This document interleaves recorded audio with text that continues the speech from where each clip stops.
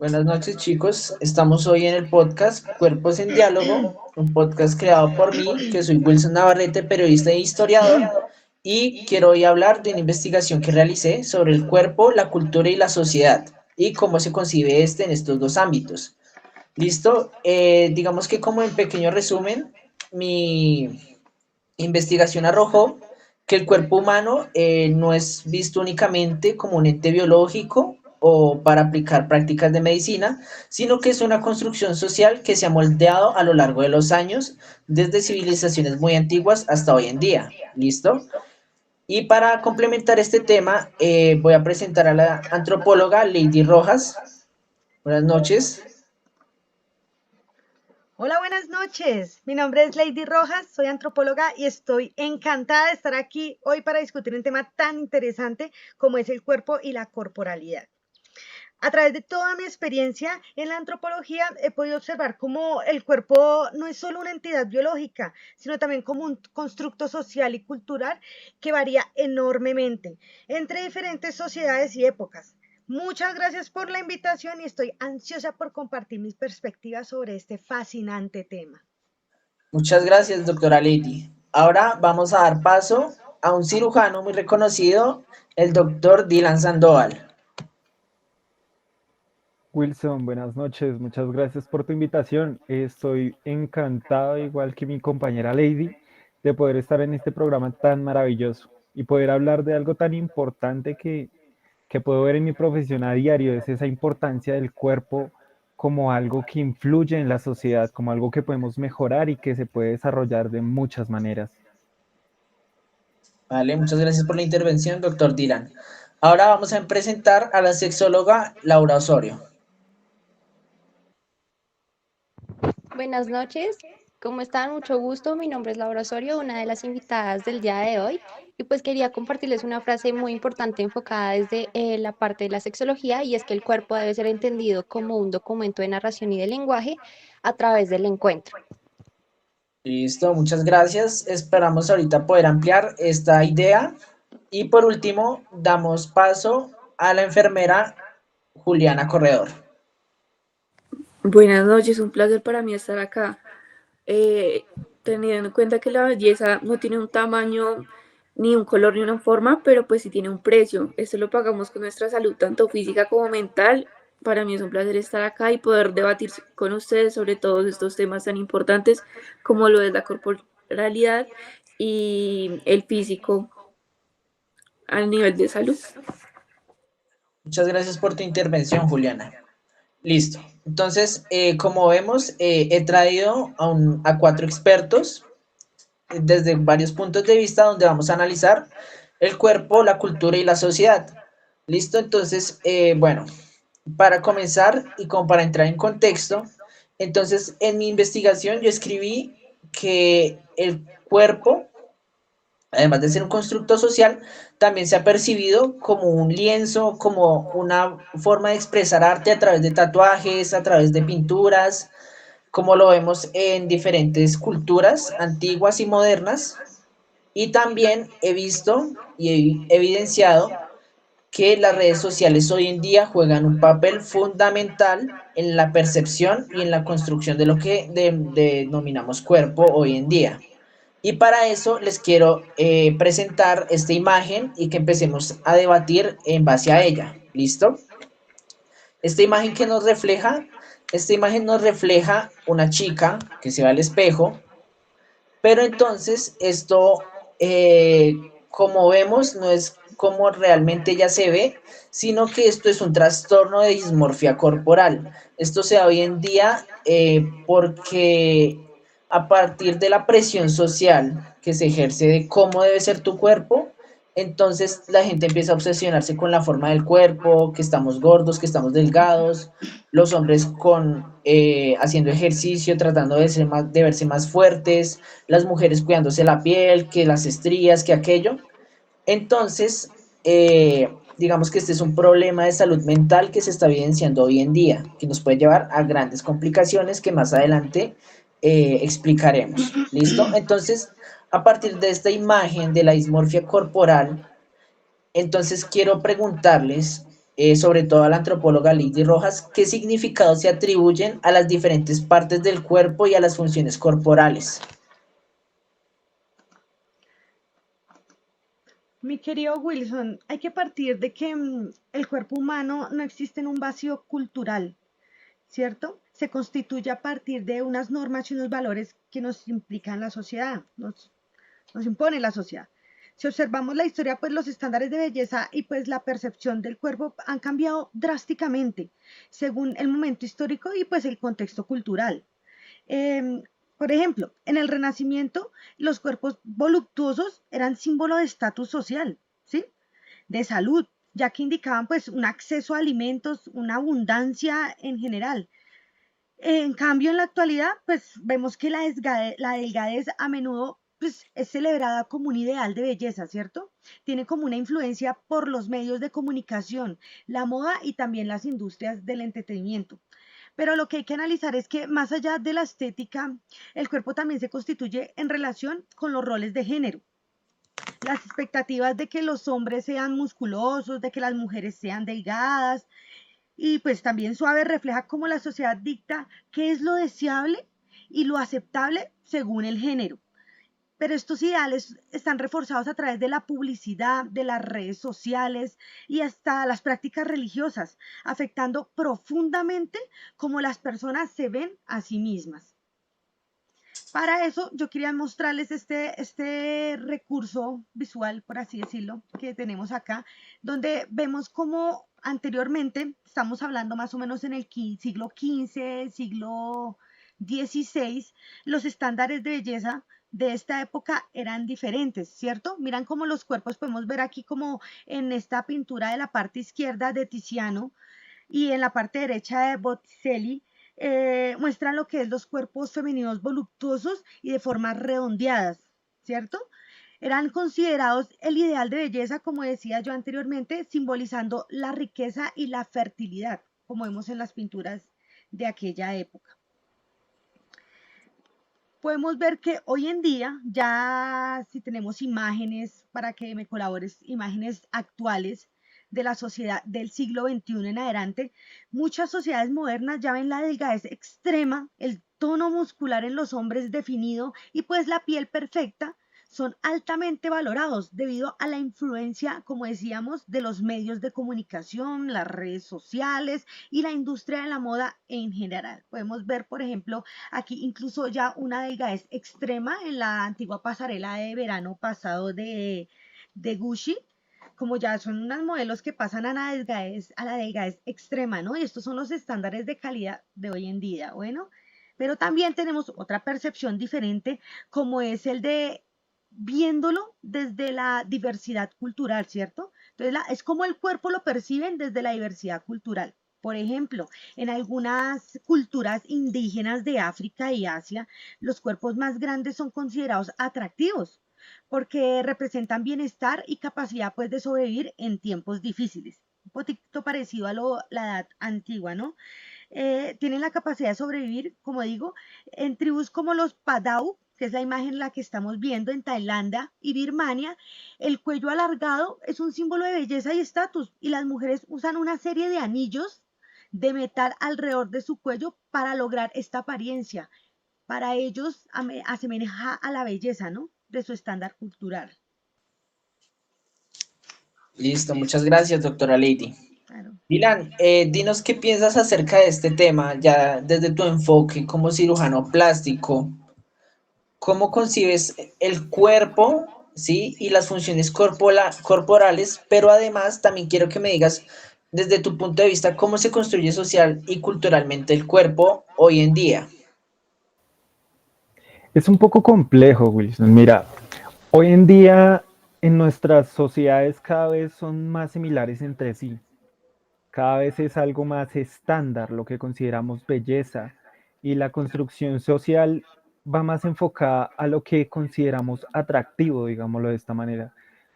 Aquí mi colega Lady nos mencionaba que hay culturas en las que ser más grande, ser un poco subido de peso, tener partes diferentes, es algo que representa cosas de alta estima, de alto estatus.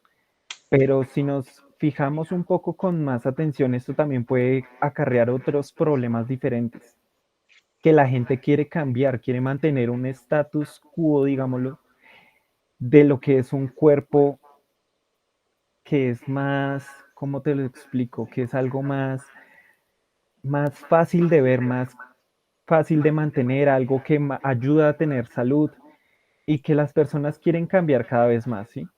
Todos buscamos tener una cara bonita, tener manos agradables.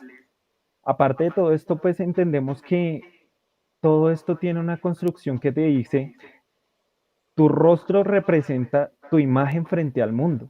Entonces la gente busca ser más atractiva, tener un cuerpo delgado para demostrar salud, tener manos gráciles para demostrar delicadeza, sin dejar de lado que a través de la historia partes como las manos o las piernas han representado fuerza tanto en el trabajo como en la construcción de material artístico.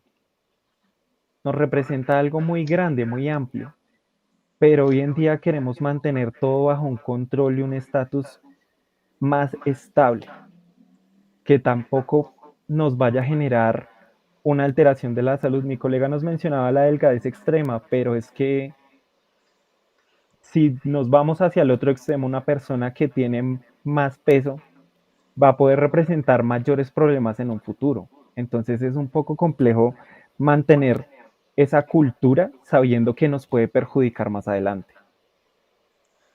Vale, muchas gracias, Dylan. Como dato curioso, complementando la idea de Lady, ¿sí sabían que en la antigua Grecia se percibía un pene pequeño como signo de sabiduría y de control ante el deseo?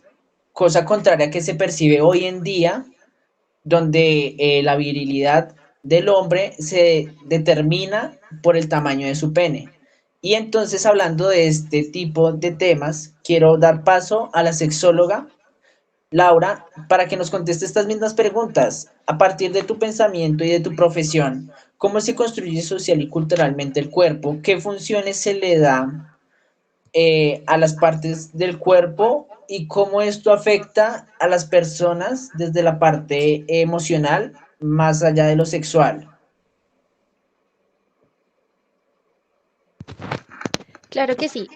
Complementando y retomando lo que ya dijeron aquí los colegas, el cuerpo humano o la corporalidad se viene moldeando a través de las normas sociales y culturales, ¿cierto?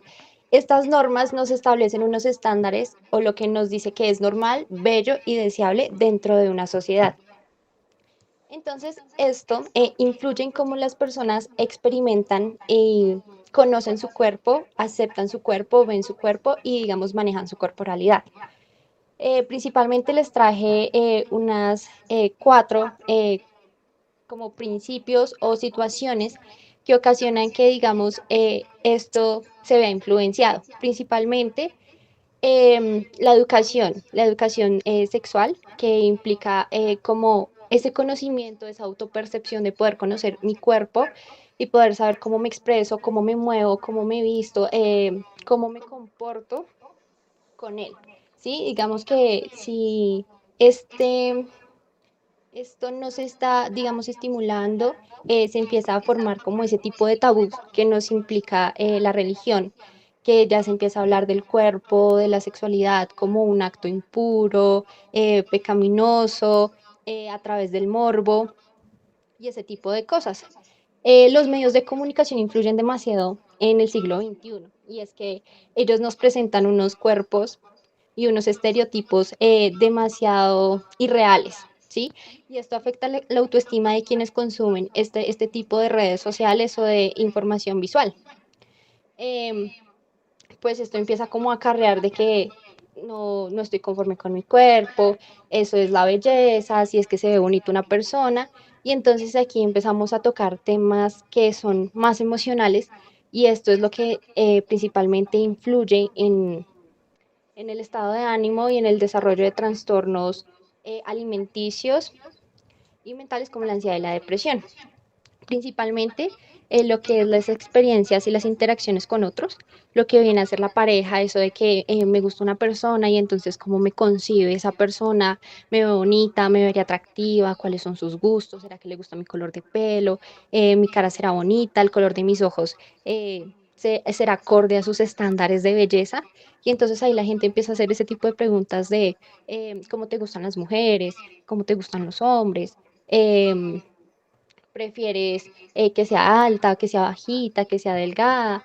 Entonces empieza como a generarse ese tipo de inseguridades por tratar de agradar o de encajar en una sociedad que tiene cuerpos muy diversos, pero que no los reconoce porque está estandarizando constantemente una idea irreal.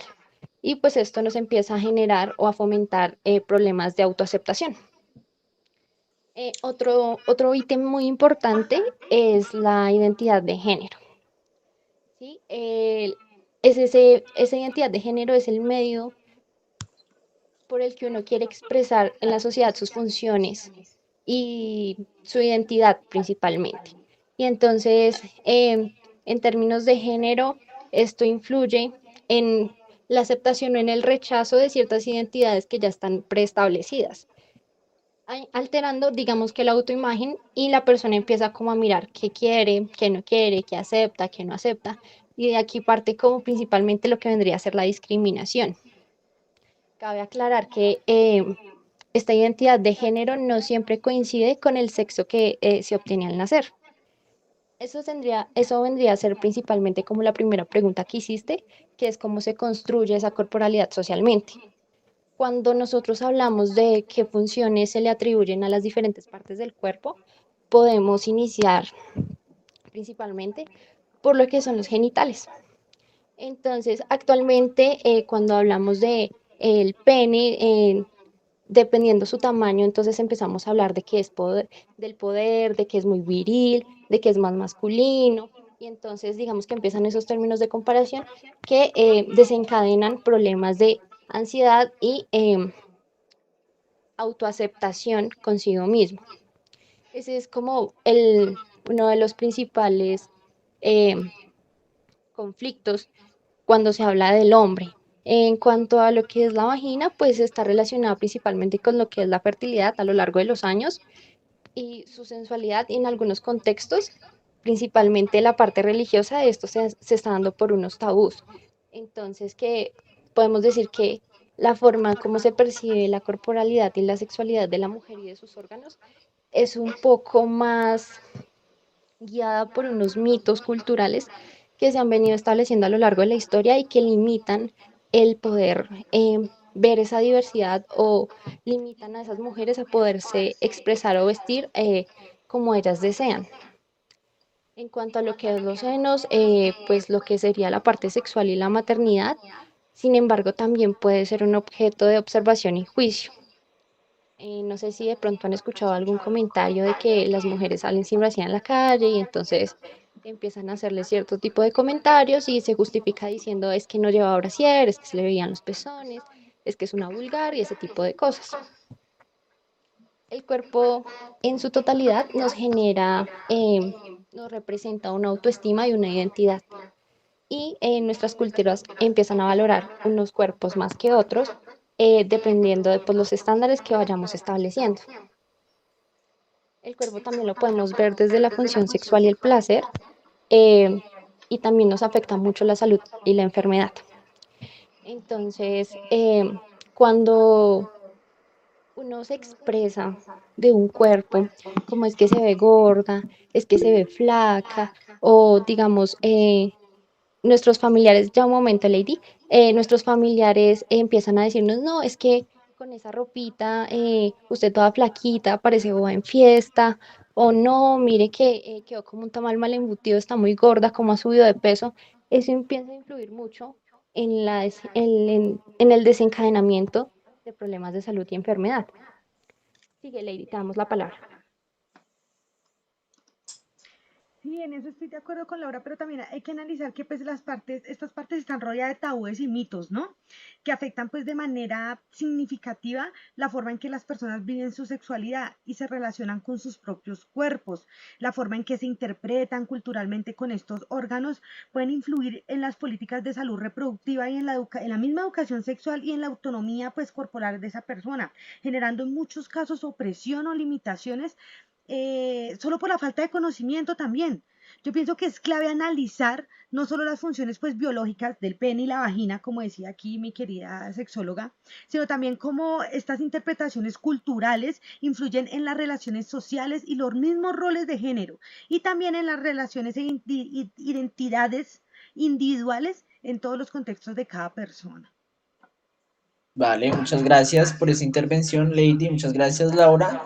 Y quiero retomar de la intervención de Laura una idea que nos va a dar paso a la intervención de Juliana, que es que a partir de esa concepción del cuerpo vamos a ver problemas de autoestima, de autoaceptación, de depresión y de ansiedad, como son signos característicos de la dismorfia corporal, que es lo que veníamos hablando desde un inicio. Y entonces quiero darle paso a Juliana como enfermera, ella que ha vivenciado en su práctica diaria de su profesión, porque sí, ya tenemos claro que, digamos, el cuerpo influye en las prácticas de salud y enfermedad como, por decirlo de alguna manera, el medio al que se le da el tratamiento para contrarrestar este desequilibrio o para recomponer el cuerpo. Pero entonces quiero ir más allá, quiero ir más hacia lo mental, Juliana. ¿Qué nos puedes comentar? Buenas noches. Pues complementando lo que ya ha mencionado mi compañera sexóloga, mentalmente esto nos afecta eh, porque para cumplir estos estándares muchas veces se pone en riesgo la salud. Entonces empiezan los problemas de nutrición, la bulimia, la anorexia, dietas excesivas que lo que hacen es desequilibrar hormonalmente y metabólicamente el cuerpo. Se tiene este estigma que ser gordo es estar enfermo y estar delgado es estar sano. Muchas veces por eso mismo las personas comienzan a dejar de comer, a seguir dietas súper excesivas.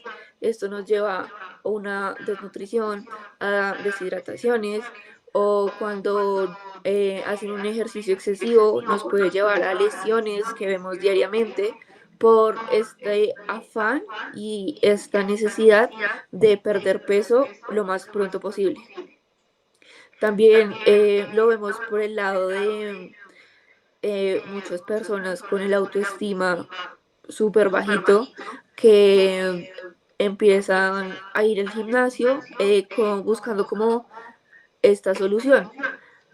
Empiezan a tomar batidos, proteínas, muchas veces hasta inyectarse para ver mucho más rápido estos resultados, sin consultar con un profesional, dejándose llevar por lo que ven en redes sociales, que realmente las redes sociales en el tema de estándares de belleza ha influenciado muchísimo y no positivamente.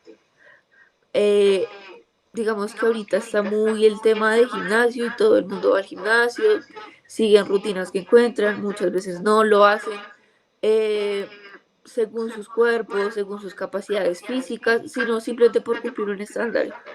Asimismo empiezan lesiones o agotamiento o van a realizarse cirugías y procedimientos estéticos en el primer lugar en el que aparezca, así colocan su vida y su salud en riesgo. Vimos el caso que son los biopolímeros, que la gente por hacerlo en lugares de dudosa procedencia, con tal de tener resultados rápidos, se colocó biopolímeros y ahorita es que se están dando todas esas consecuencias. Asimismo, como está esta comparación constante de yo veo un TikTok y veo que esta mujer tiene el cuerpo perfecto, pero detrás de esto hay unos filtros. Entonces, esta estigmatización ha llevado a que la autopercepción de yo creería que la mayoría de las personas que utilizamos redes sociales en algún punto lleguemos a compararnos, a utilizar métodos no confiables, medicamentos, han salido unas pastillas con parásitos para bajar de peso, o sea, unas cosas que realmente ponen en riesgo la vida simplemente por cumplir con un estándar.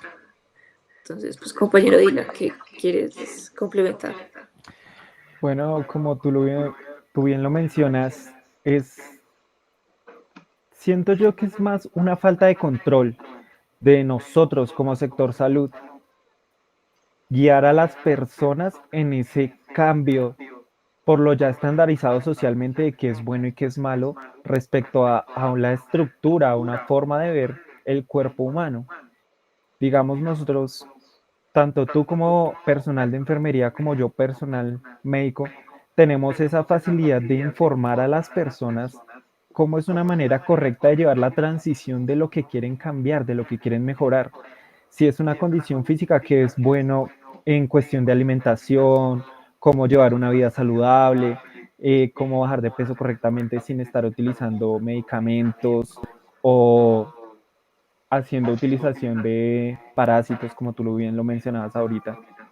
Y desde la parte estética, que es a la que yo me dedico, ¿cómo puedo guiar a un paciente cómo es correcto realizar esa transición, que si quiere hacer un cambio, no sé, de su nariz, de sus labios, de su pecho, en el caso de las mujeres? Todos estos cambios debemos tener un control y una guía de las personas en general, no solo aquellos que vienen buscándonos, porque esa es una cantidad muy reducida de personas, sino que debemos ampliar esa búsqueda de la información a toda la sociedad que busca tener un mejor conocimiento de aquello que estamos estandarizando. Cuéntanos, Lady, ¿qué opinas tú? Pues muy interesante, pero yo quisiera de todos modos aclarar o complementar que no satanicemos de todos modos la forma en cómo percibimos las partes del cuerpo. Sabemos que hoy en día la sociedad no las ha satanizado, pero mira que no en todas las partes, no todas las partes del cuerpo se perciben de la misma manera en todas las culturas, ¿cierto? En muchas sociedades hay una jerarquía implícita en ciertas funciones corporales. Por ejemplo, las sociedades occidentales miran la cabeza como asociación a la razón y al intelecto, mientras las manos la ven como un símbolo de trabajo manual. ¿Cómo podríamos relacionar esto? Es decir, ellos hacen una distinción entre quienes trabajan con la mente y quienes trabajan con las manos, ¿cierto? Muchas veces le damos cierta importancia a cierta parte de nuestros cuerpos o la asociamos con ciertos eh, partes o procesos importantes de nuestro quehacer diario. Entonces, de pronto no es solo satanizarlo como lo vemos estéticamente, sino también el valor cultural que damos a las partes de nuestro cuerpo. Bueno, muchas gracias, chicos, por sus intervenciones.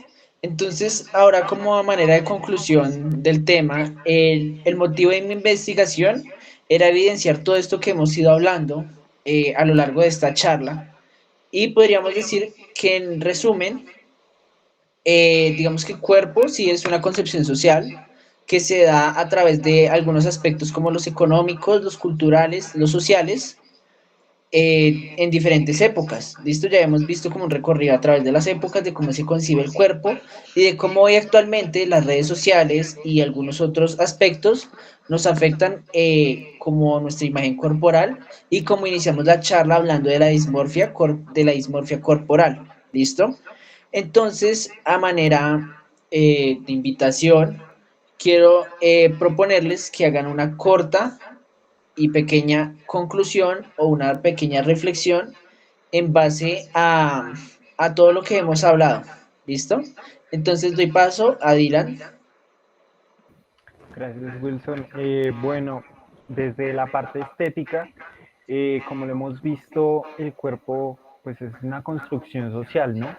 Pero deberíamos orientar aquellos cambios o nuestra forma de vernos en la sociedad como lo que realmente queremos ser, ¿sí?